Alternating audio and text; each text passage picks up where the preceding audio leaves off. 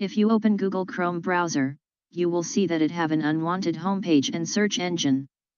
When searching the internet using this search tool, it is clear from the address bar that it is redirecting the search to suspicious website.